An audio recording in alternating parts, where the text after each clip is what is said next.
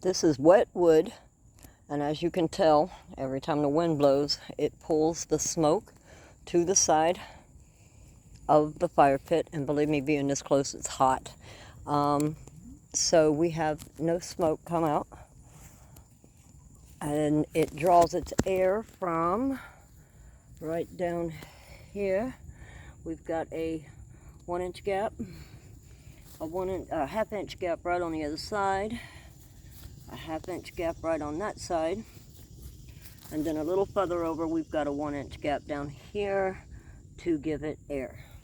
So this way we get a good airflow and no smoke, as you can tell.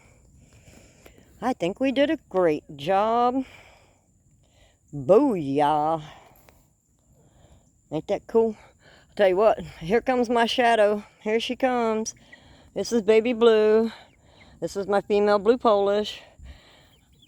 She's worse than Tyson about being my shadow when I'm out here.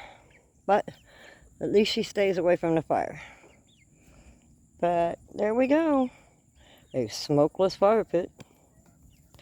And this thing turned out bigger than what I thought it would too. I thought it was going to be something like small, 3 feet. Now this is a whole lot bigger than this 3 feet. So if you're not wanting something this big, make sure you check the sizes you want. Okay? Y'all have a blessed day, and we did it.